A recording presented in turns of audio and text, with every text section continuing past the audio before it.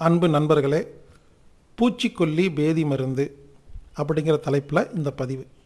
சில பேர்த்துக்கு வயிற்றில் புழுப்பூச்சி இருக்கும், ஒரு மாதிரி கஷ்டமாக இருக்கும், எவ்வளோ சாப்பிட்டாலும் ஜீரணம் ஆகாது, கெட்ட வாசம் வாயிலேருந்து வரும், தேவையில்லாத வாயுக்கள் வெளியேறும். இவங்களுக்கு என்னென்னா, இவங்க வயிற்றுக்குள்ளே புழுப்பூச்சி இருக்குங்க. பூச்சி புழு என்ன பண்ணும், கஷ்டப்படுத்திகிட்டு இருக்கும்.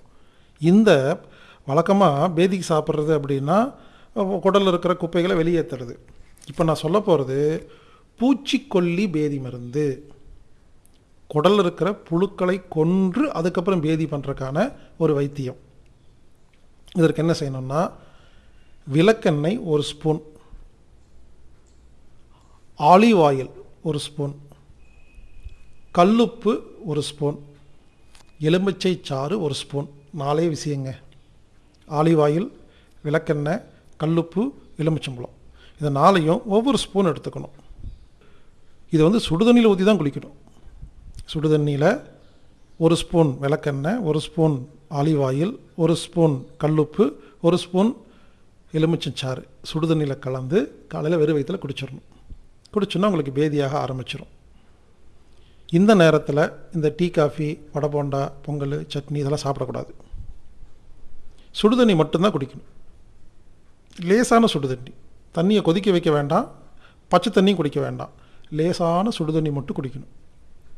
லேசாக சுடுதண்ணி குடிங்க, போயிட்டு வாங்க. 1 தடவை 2 தடவை 4 தடவை போகும்.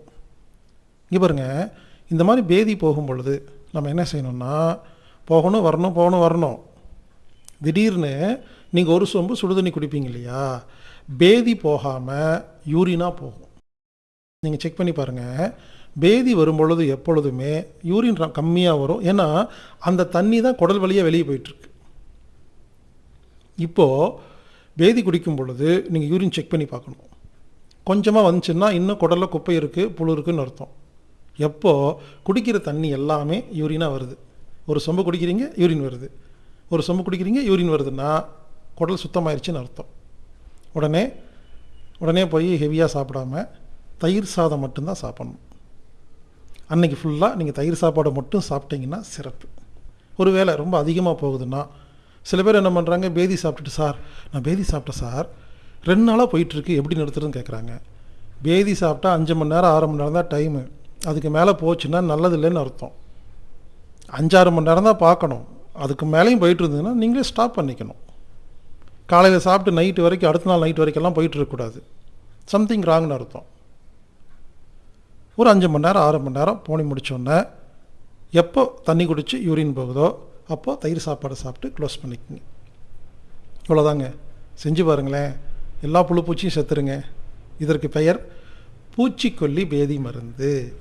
இதை செய்யுங்கள், பயன்படுத்துங்கள். 6 மாதத்துக்கு ஒரு முறை செஞ்சிட்டிங்கன்னா குடலில் புழுப்பூச்சியே இருக்காதுங்க. சாப்பிட்றது எல்லாமே ஜீரணம் ஆகுங்க. ஒரு இட்லி சாப்பிட்டாலும் உடம்புல ஒட்டுங்க. நல்ல விஷயங்க, செஞ்சு பாருங்கள். இப்படிக்கு ஹீலர் பாஸ்கர். எங்கிட்ட நேரடியாக ஏதாவது பதில் தெரிஞ்சுக்கணும்னா healerbaskar@gmail.com மெயில் அனுப்புங்க. நான் எழுதின, உருவாக்கின வீடியோ, ஆடியோ புக்கு எல்லாமே இலவசமாக 9 மொழிகளில் இருக்குது. வேணுமா, இலவசமாக வேணுமா, 1stone9mango@gmail.com மெயில் அனுப்புங்க. நல்ல பொருள்கள், தரமான பொருள்கள் வேணுமா, அம்மி தற்சார்பு சந்தைங்கிற இயற்கை அங்காடியில் வாங்குங்க.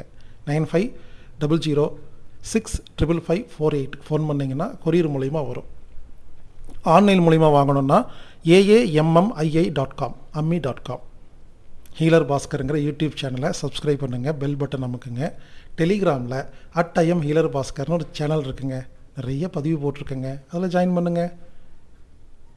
வெப்சைட் anatomictherapy.orgங்கிற வெப்சைட்டை பாருங்கள். நண்பர்களே, தொடர்ந்து இணைப்பில் இருங்கள். பல நல்ல விஷயங்களை நாம் செய்வோம். சமுதாயத்திற்கு ஒரு நல்ல வழிகாட்டியாக இருப்போம். இப்படிக்கு ஹீலர் பாஸ்கர்.